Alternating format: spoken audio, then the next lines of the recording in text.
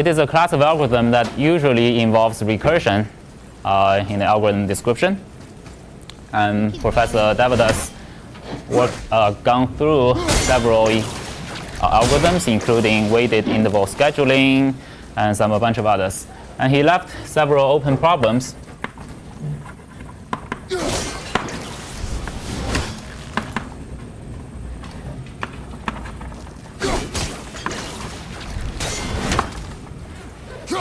So we will answer those open questions in this section, and we'll also show you a new algorithm and analyze a bunch of other algorithms.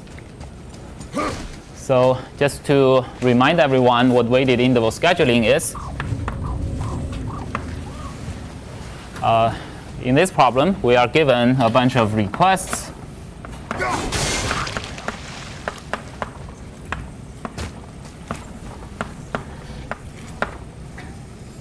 Each with a start time and a finish time. And our goal is to find a subset of them that are compatible, meaning they do not overlap, and that have a largest combined weight. Okay, are we clear? Everyone clear about that? Reach the bowl now. So an easier case is when the problem is unweighted, meaning that all you can think of every task has the same weight. In that case, we can just solve it using a greedy algorithm. But when the problem becomes weighted, we have to use dynamic programming or recursion. And Srini introduced a simple one, a basic version in a class. Can someone remind us how that algorithm works? Any volunteers?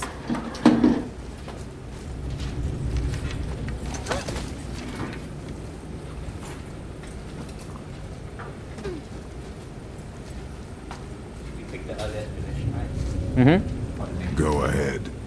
Can you speak louder? Tallest tree begins as any more than yeah, and see. So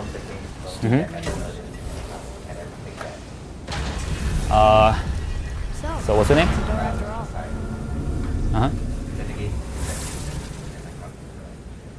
Yeah, I think the version you described is for the unweighted case. In the unweighted case, we just schedule the earliest, the one with the earliest finish time, and then we remove all the incompatible ones, and we keep going. Right? That solves the unweighted version. If it's the weighted version, we need to use recursion. And remember, we break the problem into many sub-problems, and each one can potentially be an optimal solution. Does anyone remember that? Can you give it a try? Sure. So we break into subproblems, then solution from a certain Dial. Great. The one with the horns is back. What does he want now? We find the maximum of that. Great. What is your name? What is your Amy?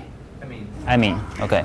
Amy said, let's just try everyone as our potential I hate that guy. first He will be request. back. Okay. So if we choose request J as our Do you first, see any we other get its weight. And then we're going to solve a sub-problem. So let me call the original problem weighted interval scheduling with all the incoming requests. Now we choose J request as our first. Now we are left with a sub-problem that starts after request J finishes. So I'll write that as Rj, There isn't a way back up from here. where I define Rj to be the set of requests where their start time is later than the finish time of the jth request. Okay, just to repeat, we choose a request as the potentially the first request, and then we look at all the requests that start after it and solve a subproblem of that case. Then we take a max of all the candidates we have,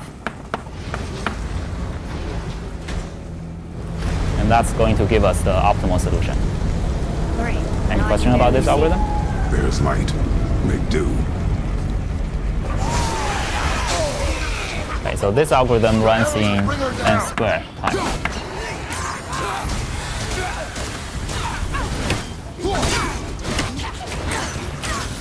Now we are going to try to optimize that and come up with a better algorithm. So in order to improve anything, we first want to identify the inefficiency in this algorithm. Okay? So which part in the algorithm do you think is inefficient or silly, unnecessary? Go ahead.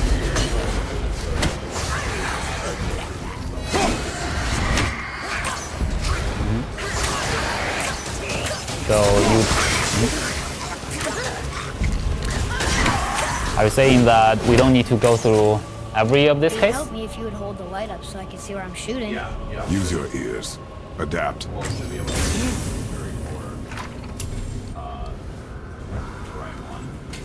Okay, I think you are definitely correct.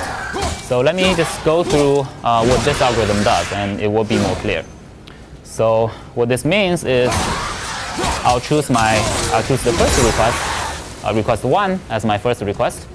Then I'm going to consider only the request that starts after 1 finishes, right? That only leaves request 5. Potentially some others I didn't draw there. Okay, that's my first candidate in that max.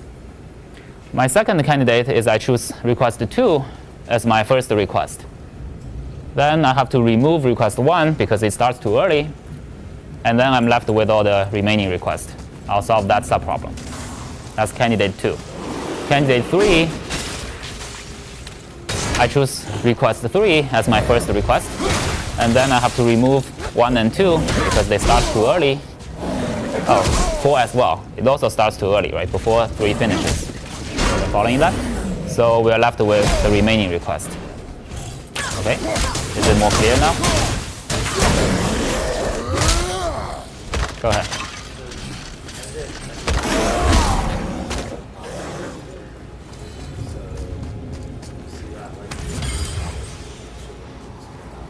Great point.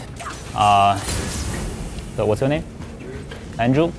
Andrew said we can potentially be solving many repeated subproblems, because we definitely don't want to do that.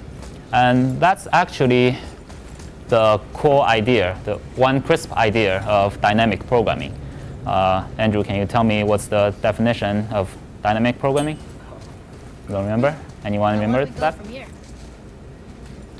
Go ahead. Just memorize subproblems and look them up. Exactly. So dynamic programming says we will break a problem into subproblems and subproblem into even more subproblems. But whenever we solve one, we should memorize or just remember its result and store it somewhere. And if you need it again, we'll just retrieve it, right, without resolving the problem. That's definitely a great point. So we can analyze the complexity of this algorithm later, because I want to touch on this more efficient algorithm first. And we'll see that even after Andrew's optimization, its runtime is n squared. So without that observation, if we are solving repeated subproblems, it will be a lot worse than that. Anything to? Yeah, go ahead. You can also trim ones that get to the same place, so you don't need to explore 2 paths. Sorry, say that again. You don't need to explore 2 paths that get to both exploring 3. Once they're both looking at 3, then you only do the one that's more efficient at that point. Okay, cool. Go ahead. Oh, the same thing?